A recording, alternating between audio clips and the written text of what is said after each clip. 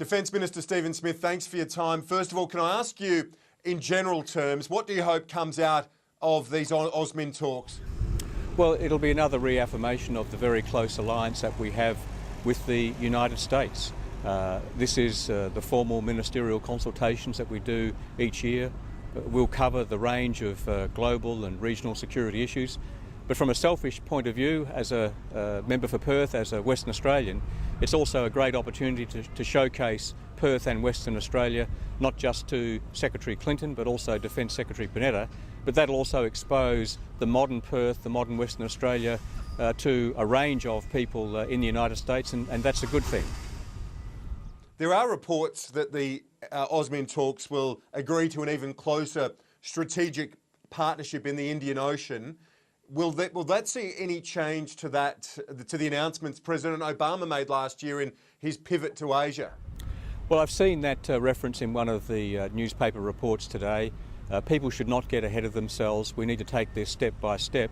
One of the reasons that we're meeting in Perth is not just because I asked Secretary Clinton if she'd come to Perth, but because Perth has HMAS Sterling, our Indian Ocean port, and as India rises, as the importance of the Indian Ocean rises, as the importance of the Indian Ocean rim rises, then HMAS Sterling will become strategically more important. So one of the things we will discuss, and it's the start of a discussion, not the end of a discussion, is the extent to which down the track we may be able to see greater US naval access to our Indian Ocean port, HMAS Sterling, just south of Fremantle. But we're taking that step by step, as we are all of the other aspects of the so-called United States Global Force Posture Review, with Marines rotating through Darwin, and also the prospect of greater US aviation or aerial access to our Northern Territory airfields.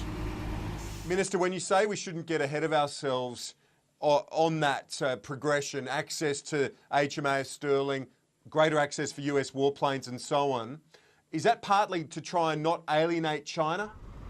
No, what we're doing with the United States is not aimed at China or any one particular country. The United States' presence in the Asia-Pacific has been a force for stability and investment and prosperity since the end of World War II. So what we're doing is enhancing our practical cooperation. And already that's had good regional impacts, because with the rotation of a small number of Marines through Darwin, we've already agreed with the President of Indonesia that we'll have a regional exercise, Australia, United States and Indonesia, on humanitarian assistance and disaster relief. So there are very good regional implications and impacts for what we're doing. But when I say we're taking it step by step, we are following absolutely precisely what I said and the Prime Minister said we would do when we announced these initiatives when President Obama was here in November. Our first priority has been the rotation of Marines through Darwin. We've had the first year of 200 to 250 Marines. That'll grow over a period of 5 or 6 years to 2,500.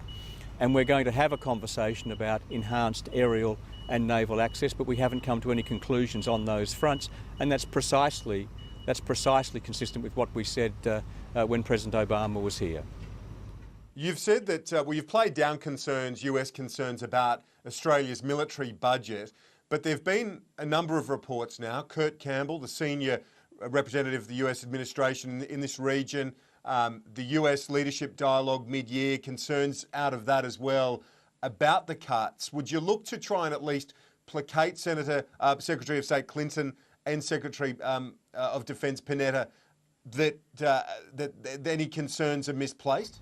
Well, if we have a conversation about defence funding and defence expenditure, I'm sure it'll be precisely along the same lines that I've had conversations with Secretary Panetta both before our budget and after our budget, which is we're all facing difficult circumstances. The United States is taking $500 billion out of its defence budget over the next 10 years. So we're all facing these difficulties, and so far as our restraint and difficulties are concerned, we're protecting our overseas operations. We're making sure that there's no adverse impact on what we do with the United States. And we're protecting our core capability.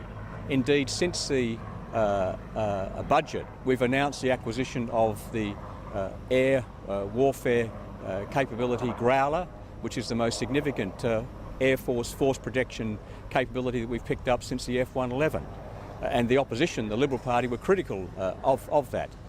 Ambassador Beazley tells me that when he got off the plane, his conversation with Kurt Campbell was that Kurt Campbell was feeling very aggrieved that he had been very badly misrepresented and misconstrued in his comments. So the assertion that somehow there's a conversation here about Australian defence cuts is, as I said on the weekend, it's just a nonsense. We're going through the same difficulties that the United States, the United Kingdom, New Zealand, Canada and comparable countries are going through. Just on a couple of other related issues, if I can, Minister, I want to ask you about the David Petraeus controversy in the US. The CIA chief has had to resign from the post amid scandal. How much of a loss is that to the US national security establishment? Well, we obviously worked very closely with General Petraeus, both in his position as Commander ISAF in Afghanistan. We knew him well and therefore we were working closely with him as Director of the CIA. You know, the loss of any significant personality is a loss, but the Acting Director of the CIA is also well known to us. So we will continue to work very closely with the American agencies and the American administration, irrespective of changes in personality. We have well developed extensive relations and knowledge of their senior officials. So whilst his loss is obviously regrettable, so far as we're concerned, our relationship with the CIA as one of the agencies we deal with will continue in a positive and productive manner. Did the US election result, with no change in the White House, does it make the ongoing strategic direction of the US alliance more certain? Don't have to adapt or shift to accommodate a new presidency or a new administration? Well, obviously, any Australian government deals with the administration which the United States electoral process delivers. And so in our case, in my case, we've dealt with Republican administrations and now the Obama administration. And so we deal with whichever administration emerges from that process. But if you like, from a selfish Australian point of view, the fact that there's continuity in the President, continuity in his administration, does make life easier from our perspective, because you don't have to go through the quarter of a year or half a year where you're meeting new officials, engaging and continuing to have the discussions that you do. So from that perspective, continuity is a good thing, but we deal with whoever the administration appoints to a particular position, and we deal with whichever administration the US electoral process delivers. And Minister, one final question. I know you've got to get going, but Secretary of State Clinton, this is her last AUSMIN. What do you make of the prospect of Hillary Clinton run for the presidency in 4 years? Well, that's entirely a matter for her. I've seen the speculation. She's obviously been a first-class Secretary of State.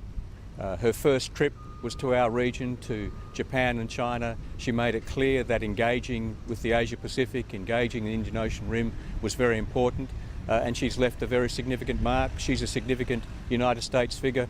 What she does in the future is of course a matter for her, but I think all Australians would wish her well. She's made a substantial and significant contribution and we wish her all the best for the future.